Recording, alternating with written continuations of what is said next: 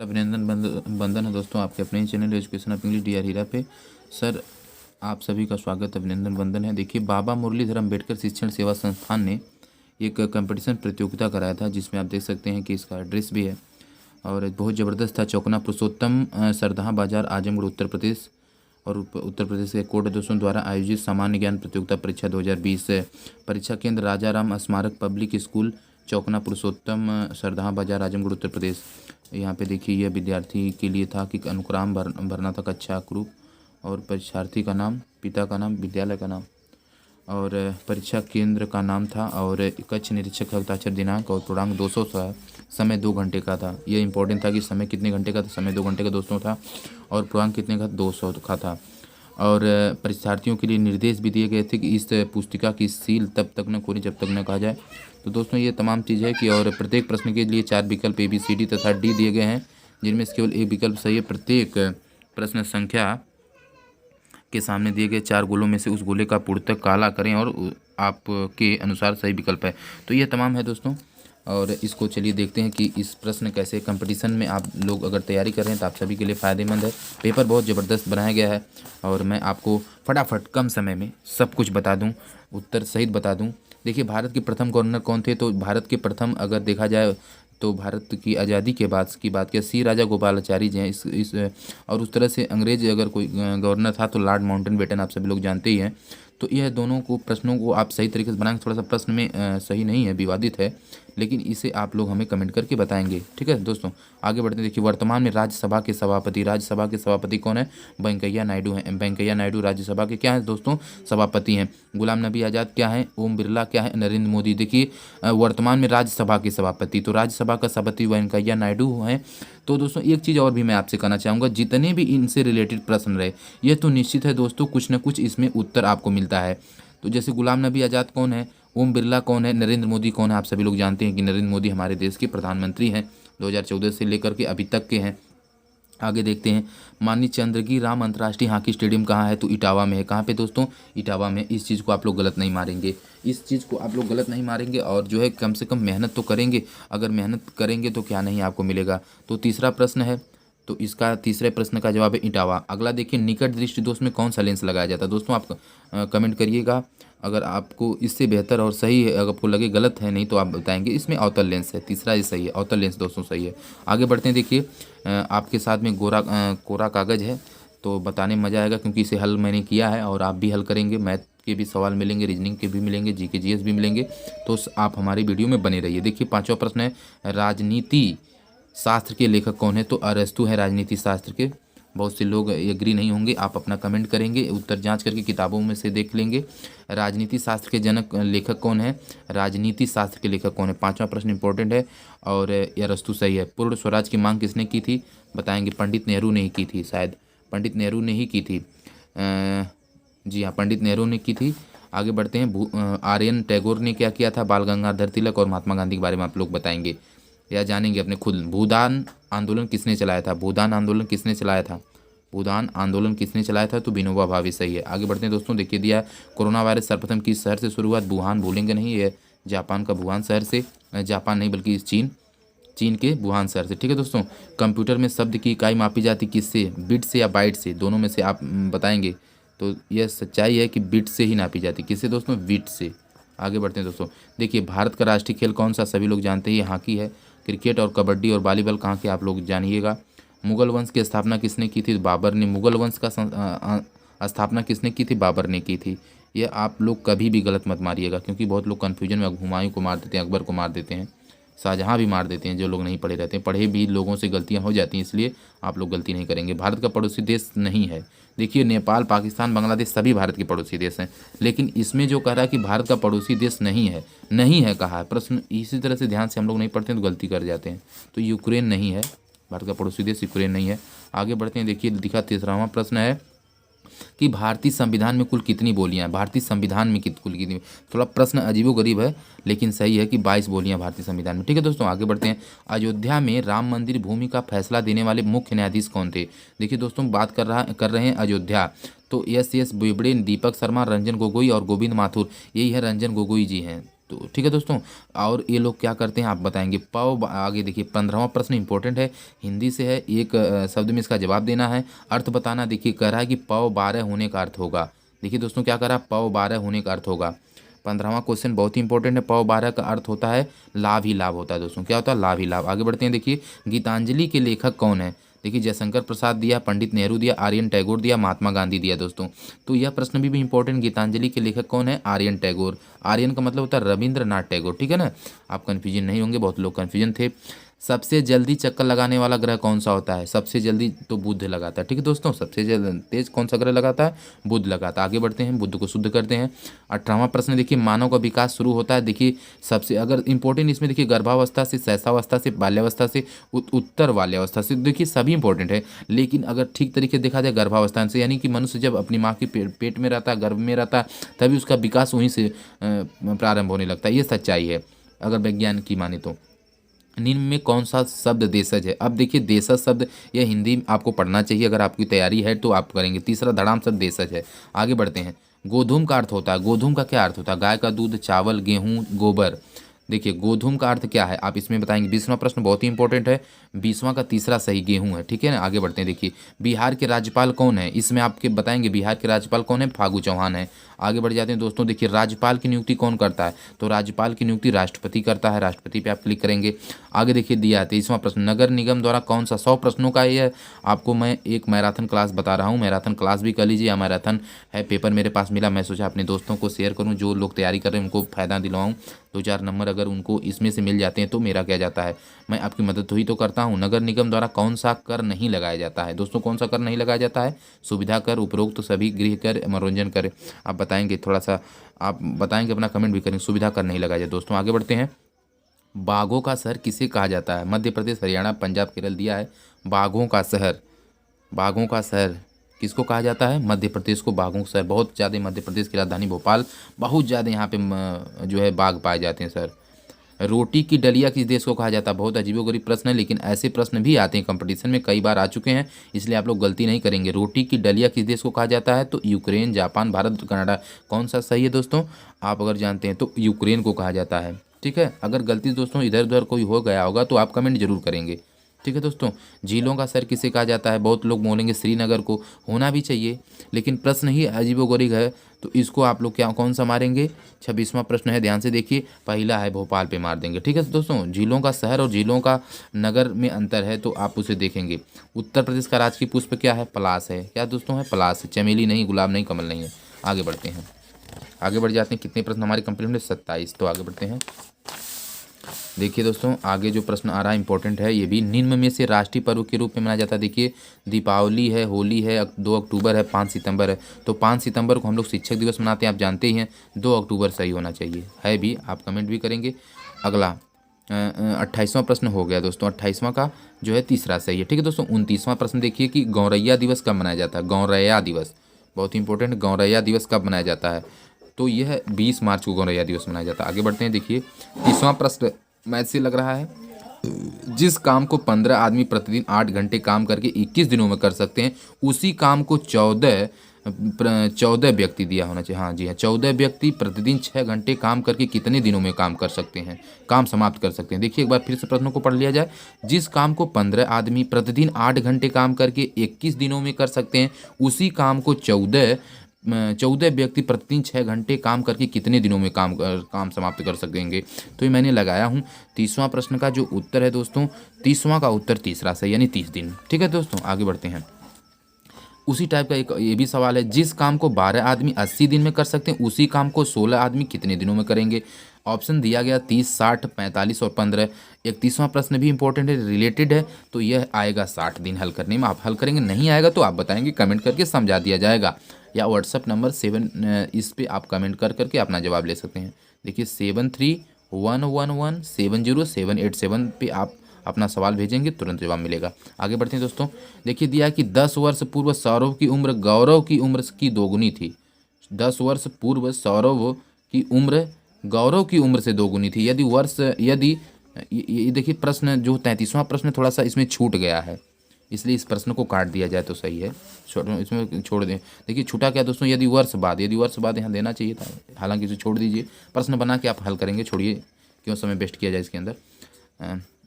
34वां प्रश्न है कि एक व्यक्ति के पास 60 रुपया है, जिनमें 1 रुपया 50 पैसा तथा 25 पैसे के सिक्के क्रमशः 5:6:8 के अनुपात में है, 5:6:8 के अनुपात में है, तो 50 पैसा के सिक्कों की संख्या पूछा है। प्रश्न को एक बार ध्यान से आप लोग देख लीजिए, स्क्रीनशॉट लेके आप हल करेंगे। 34वां का जो है 34वां प्रश्न का तीसरा मैं हल किया हूँ तो 36 आया है, आप भी हल करेंगे।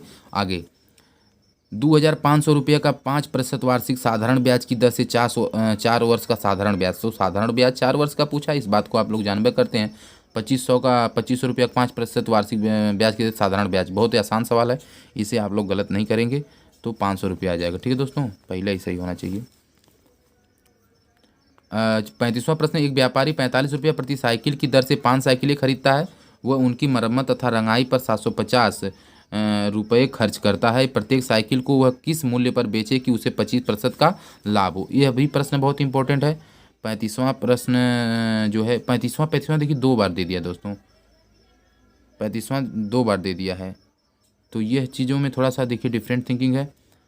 35 देखिए डबल बार छप गया है, इसलिए इसमें थोड़ा सा इस चीज़ को आपको क्लियर करना होगा।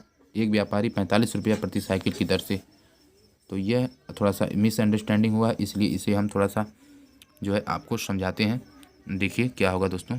तो दोस्तों ये 35वें प्रश्न के ऊपर मैं चर्चा कर रहा था। 35वां देखिए 2 बार 35 है, इसलिए मैं सोचा इसे हल कर लिया जाए, तो इसका जो है कोई नहीं वाला सही रहेगा। ठीक है दोस्तों, आगे बढ़ते हैं। 36वां प्रश्न देखिए दिया है कि एक वाहन को 23,800 रुपया में बेचने पर 19% का लाभ होता है, लाभ की राशि क्या है, लाभ की राशि पूछा है।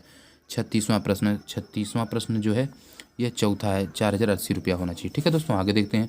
यदि किसी संख्या का 80% 30 है तो उस संख्या का मान होगा। यदि किसी संख्या का 80% 30 है तो उस संख्या का मान होगा। 37वां सवाल बहुत ही इंपॉर्टेंट सवाल है, इसे आप लोग छोड़ेंगे नहीं, 37वां पहला हो जाएगा उत्तर। आगे देखते हैं। यदि किसी संख्या के 60% में से 60 घटाने पर 60 आता है तो वह संख्या क्या होगा। यदि किसी संख्या के 60% में से 60 घटाने पर 60 आता है तो वह संख्या क्या होगी। 38वां प्रश्न है, यह उत्तर है चौथा, इतना 200 संख्या हो गई। ठीक है। 120 का 15%, 100 का 25% क्या होगा। 120 का 39वां प्रश्न है, इसका जवाब -7 होगा। ठीक है, आगे बढ़ते हैं। किसी संख्या के 7 गुना को 21 से भाग देने पर 5 प्राप्त होता है तो वह संख्या क्या है, वह संख्या बताना। वह संख्या क्या होगी, 15 होगी। ठीक है ना। अच्छा, कौन सी भिन्न अवरोही क्रम में, अवरोही क्रम क्या होता है, घटता है बढ़ता, आप जानते ही होंगे। अवरोही आरोही बढ़ता हुआ, अवरोही घटता हुआ। ठीक है दोस्तों। 41वां सवाल बहुत ही इंपॉर्टेंट है।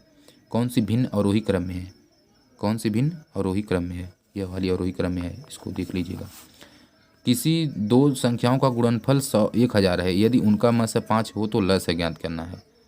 ल से गुणे म से आप जानते हैं इसका फार्मूला। तो 42वां सवाल बहुत ही इंपॉर्टेंट है, इसका यह 200 होगा। ठीक है, ये देखिए करड़ी में देना चाहिए था, थोड़ा सा यहाँ पे मिसअंडरस्टैंडिंग हुई। थोड़ा सा वीडियो को सर सही करिए जी, थैंक यू सर। अभी वीडियो नहीं सही है, ठीक अब सही है।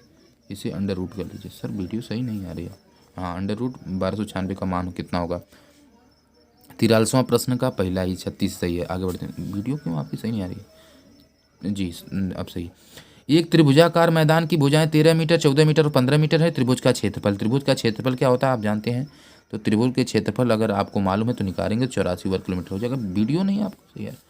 एक त्रिभुज के 2 अंतः कोणों का मान 115 अंश हो तो तीसरा कोण क्या होगा। त्रिभुज के 3 अंतः कोणों का मान 180, तो 115 में से 180 में से 115 घटाएंगे तो कितना बचेगा,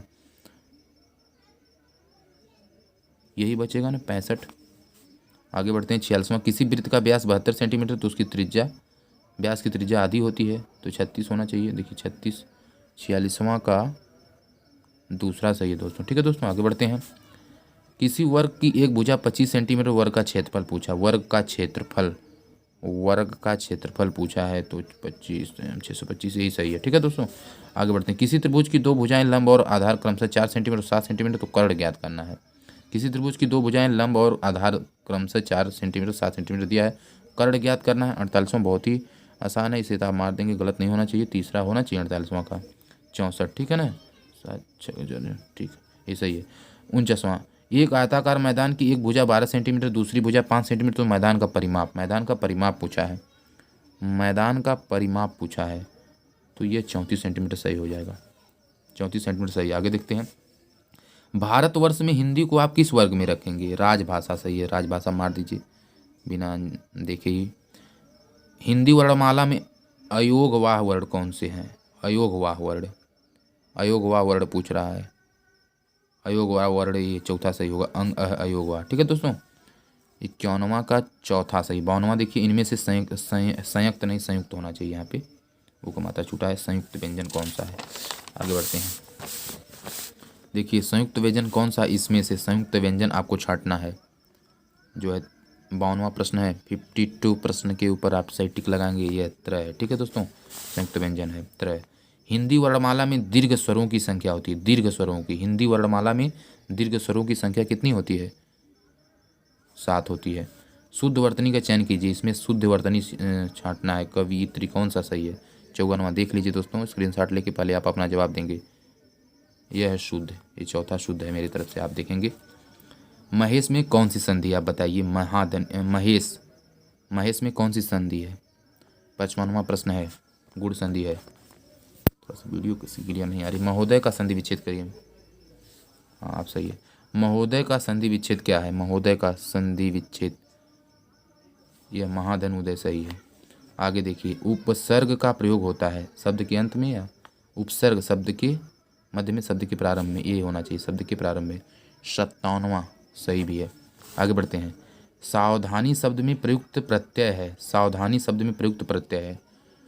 58वां सवाल है, ई प्रत्यय, सावधानी नहीं ई आ रहा है दोस्तों, आ रहा है, जी हाँ धन्यवाद। योग रूढ़ शब्द कौन सा है? इसमें योग रूढ़ पूछा है, योग रूढ़ पूछा है 59वां में।